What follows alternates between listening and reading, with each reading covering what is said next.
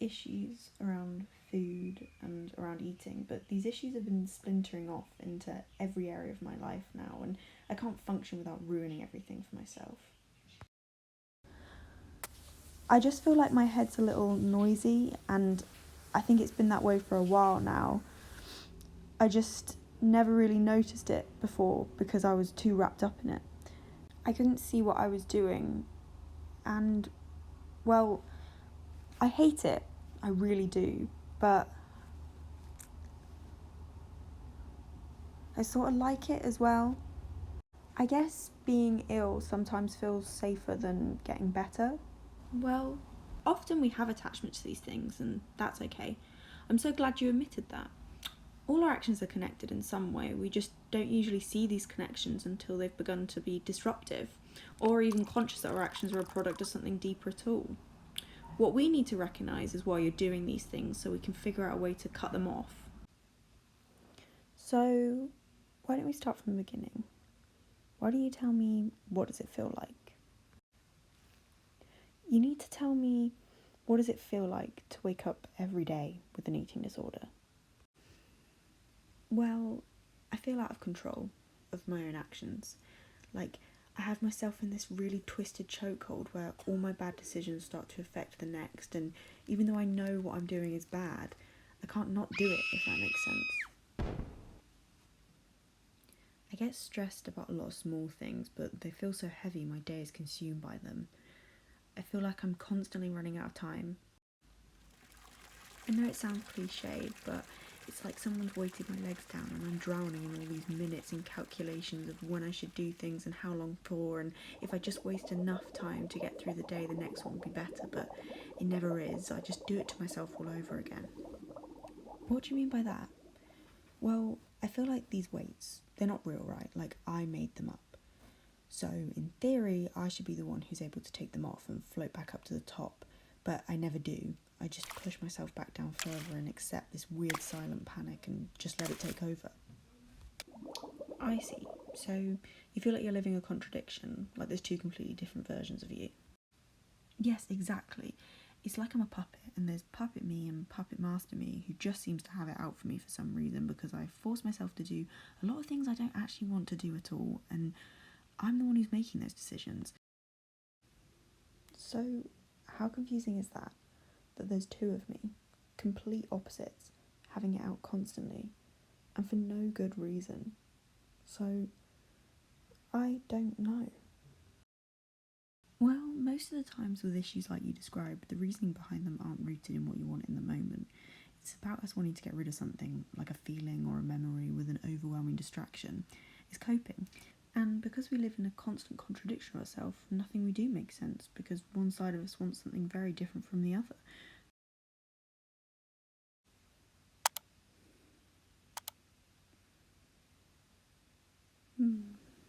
So of course you become frustrated with yourself because you're constantly at war with yourself, but there's usually one set winner, right?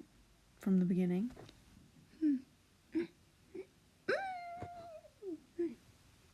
They've already decided what you're doing regardless of what you want to do entirely, which means that it's never really a fair fight at all. You've got two sides of yourself constantly in conflict with one another, and there's one very predictable winner at the end. So, does that sound about right? Yeah. Let's carry on. How does it feel on an everyday basis? Like, how do these issues affect you in the present? Well, that's the thing. I don't feel very present at all. I go about my day with these constant racing thoughts about what I need to do, and then I sit on my bed at night and I blink and my whole day's passed me by without me even realising because I was too busy in my head instead of actually taking notice. It's like being on autopilot for everything. I look back at pictures of myself and I can barely make out a memory. It's all tainted and fuzzy, and it's because I was polluting my memories without even knowing what I was doing. And now they're all drained of their colour and they just feel lifeless and sad. It's really lonely. Why? Do you feel lonely, that is? I guess because I feel pathetic.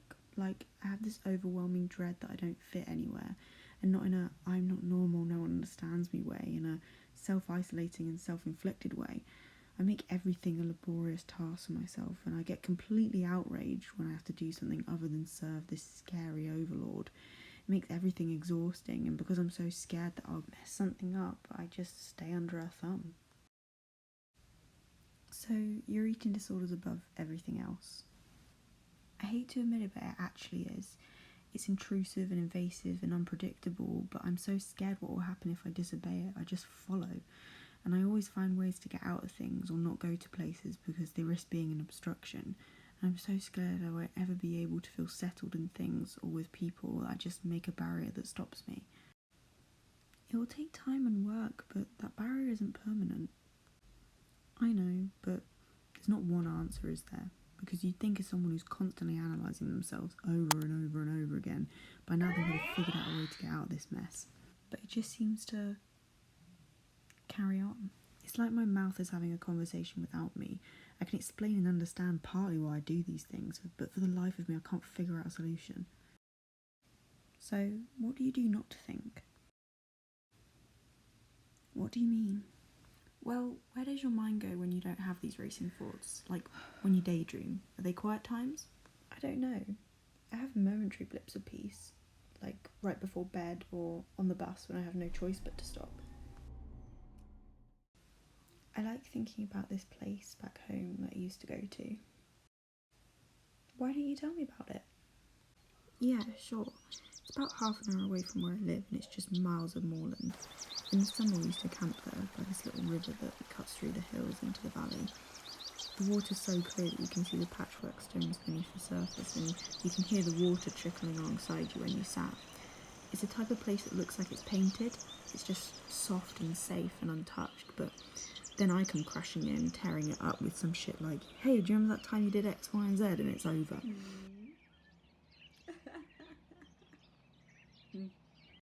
I feel so guilty all the time that I can't control my own mind. Why is that? Because I feel completely out of control of my own thoughts and emotions. When I'm happy, I ruin it. When I'm sad, I make it worse. And when I'm angry, I make sure I keep it shut away because there's no way I'm letting anyone see that. Have it out for myself. When I feel, I can't just feel that emotion. I have to examine it, judge it, and then feel guilty for it. And all the while, I'm in this constant stage of rage because I just can't do it. I can't get my head to work and I can't figure out if I'm going insane or not. What exactly do you mean by that? Well, I'm clearly not having the best time up there. I'm hell-bent on sucking the life out of every and any emotion. I'm on a constant cycle of feeling about that feeling, then judging that feeling, then getting angry that I judged all my feelings, and then just feeling angry that I'm angry. Look, you're constantly judging yourself for being ill. It's not just a switch you can turn on and be better all of a sudden. It takes a bit more time and effort than that. The control you thought you had over food actually controls you, and because you realise that, you feel guilty for being what you are right now. Being this painfully self-aware is, let's be honest, clearly exhausting. You must have this constant back and forth in your head about every situation you're in. Yeah. But you'll get there. You'll get to the point where there's only one person in your head calling the shots. Yeah, but what if I don't? What? Well, sometimes I feel so close to my eating disorder, I can't work out who's saying what anymore. What do you mean by that? I have this horrible vision that the further I spiral, well, the more I become bound to it. And even though I hate it, I feel like I need it. It's like some sort of companion in a warped way. I'm quite fond of it, actually.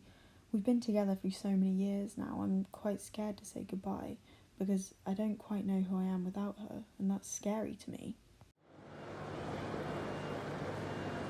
Platform 17 for the 1832 South Central service.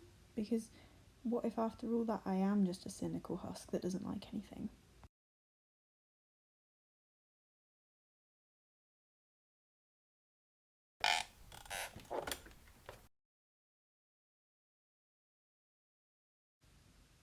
I see. Well, that is terrifying. It's all very overwhelming to imagine not having your best friend by your side anymore.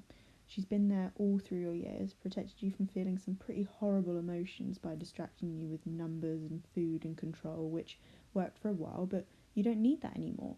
You need to feel. Life is about feeling, and feeling sad about saying goodbye is very much worth it temporarily to not have her anymore. It will mean that you can go out and see what other things feel like. There's not going to be an eating disorder size shaped hole left behind when you recover. That space slowly gets taken up with new kind of things and you become more full. You'll be okay by yourself and you'll do just fine, you know. Yeah. So, do you think you can help me? Oh, I have no idea. I'm you and you're me. I think we need to make that choice for ourselves. But, well, it's not that simple. We've established that. Bloody big mess we got ourselves into. I think you did a good job, though, explaining it all. Really like the bit with the puppet. Oh, thanks. Anyway, what do you want to do now? I don't know. What do you feel like? Oh, God, I don't know.